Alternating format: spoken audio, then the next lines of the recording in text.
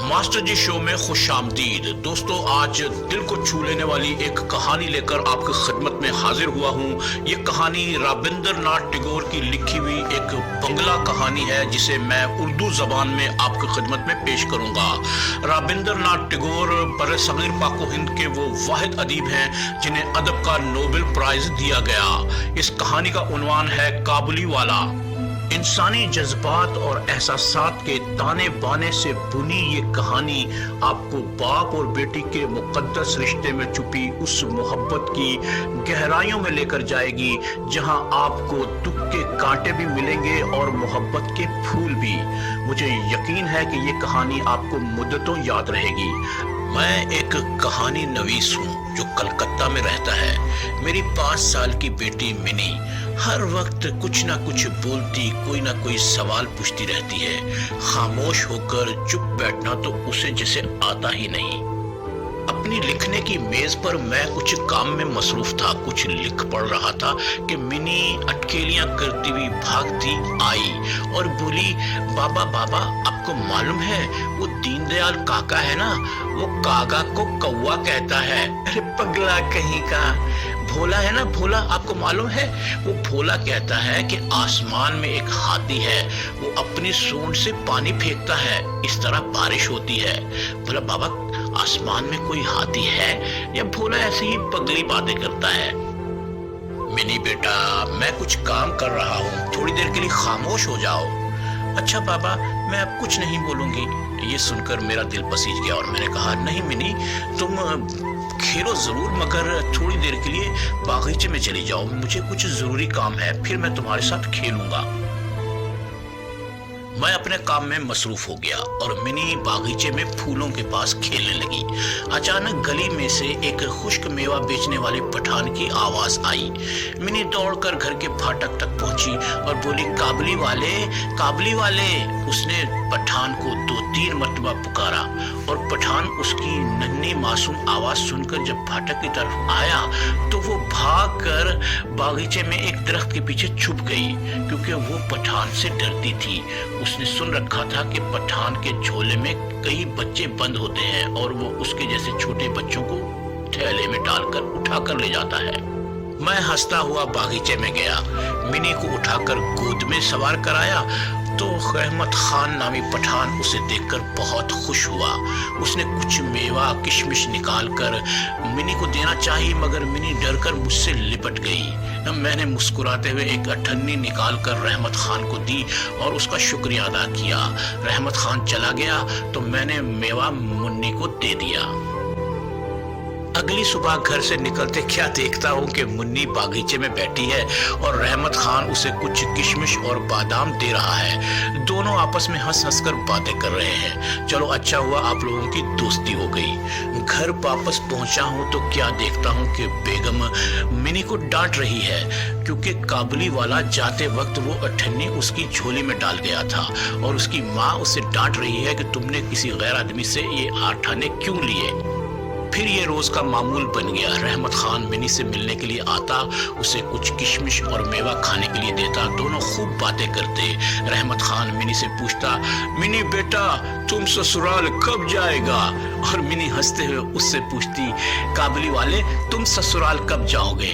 इस पर रहमत खान मुक्का लहरा कर कहता, हम ससुर को मारेगा। सर्दियां खत्म हो चुकी थी। अब रहमत खान अपने वतन वापस लौटने की तैयारी कर रहा था। उसने जिन जिन लोगों को उधार दे रखा था वो उनसे वसूली करने के लिए दिन भर पैदल घूमता। एक दिन मैं घर से निकला तो क्या अजब मंजर देखा कि कुछ सिपाही रहमत खान को हथकड़ी लगाए धकेलते हुए ले जा रहे हैं और एक सिपाही के हाथ में खून आलूद छुरा पकड़ा हुआ है। आस पड़ोस के लोग सब जमा थे। पूछने पर मालूम हुआ कि रहमत खान अपने कर्ज की वसूली के लिए मोहल्ले में आया था। एक शख्स नारायण ने उससे कुछ सौदा उधार लिया था। आज जब रहमत खान ने अपनी रकम का तकाजा किया तो नारायण उसके साथ बदतमीजी करने लगा और छुरी उठाकर उससे डराया। भाई रहमत तो पठान था, उसका दिमाग घूम गया, वो बफर गया और उसने वही छुरा उस नारायण को दे मारा। हथकड़ियों में जकड़े रहमत खां को पुलिस वाले धकेलते हुए ले जा रहे थे। अचानक मिनी भागती हुई आई, मजमे को चीरती हुई रहमत खां के सामने खड़ी हो गई और मासूम आवाज में पूछने लगी, काबुली वाले तुम ससुराल कब जाओगे? रहमत खां हंसता हुआ बोला, वही तो जा रहा है मिनी बेटा। मिनी उसे जाते हुए मासूम नजरों से देखती रही और फिर पुलिस वाले उसे लेकर नजरों से ओझल हो गए। दिन महीने साल गुजरते चले गए और रहमत खान एक भूला बिसरा किस्सा पारीना बन गया। आज बहुत बड़ा दिन था। मेरी मिनी बचपन की दहलीज को पार करके जवानी के दौर में दाखिल हो गई थी और आज उसकी शादी थी। घर मेहमानों से भरा हुआ था। मैं अपनी टेबल पर शादी का कुछ हिसाब किताब लिख रहा था। अचानक एक बूढ़ा शख्स मेरी बैठक में दाखिल हुआ। उसकी उलझी हुई सफेद दाढ़ी, उसके शिकनों से भरपूर लिबास और सर पर एक ढीली ढाली पगड़ी बंधी हुई थी। मैं उसे पहचान नहीं सका। मैंने उससे पूछा, कौन हो बाबा? वो बोला, साहब आप हमको भूल गया है। अचानक मेरे जहन में एक ख्याल आया, रहमत तुम इतने बरसों के बाद? हाँ साहब, आज हमको जेल से छुट्टी मिला है। रहमत तुम जेल में थे? किसी को कुछ मालूम ही नहीं था।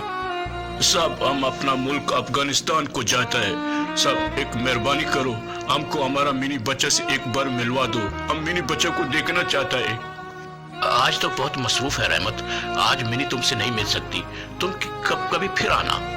वो मायूस होकर चल पड़ा और फिर लौटकर मेरे पास आया। उसने जेब से एक थोड़ा मोड़ा कागज निकाला जिस पर किसी मासूम बच्चे के हाथ के पंजे का निशान छपा हुआ था।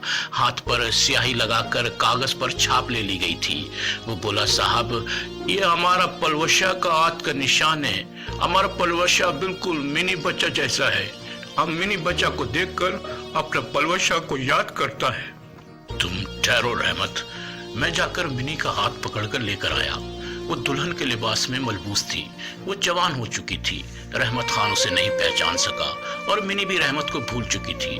मैंने कहा, रहमत ये है तुम्हारा मिनी बच्चा।